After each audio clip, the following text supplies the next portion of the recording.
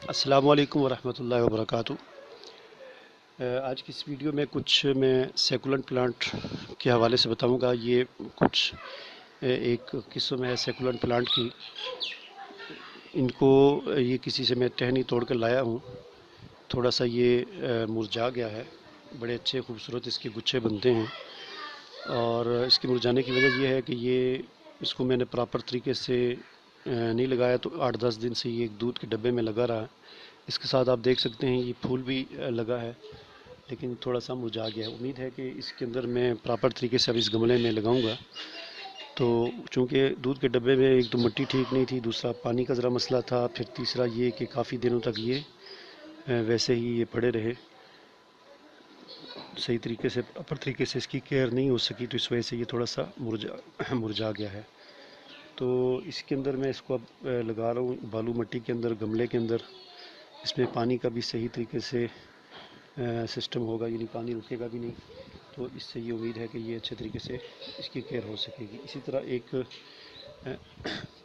ये किस्म है सेकुलेंट प्लांट की, इसको भी मैं इसके अंदर लगाता हूँ।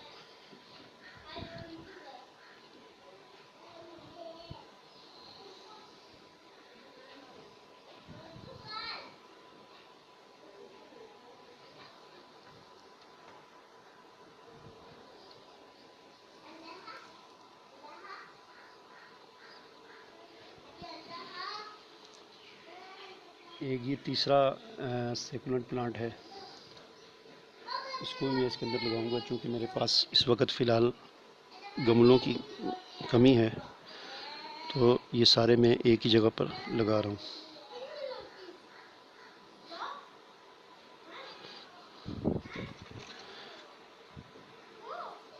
इसी तरह ये कुछ एक चौथी किस्म है सेकुलेंट प्लांट की। छोटी छोटी ये टहनियाँ हैं, इनको भी मैं इसी के अंदर लगाऊंगा।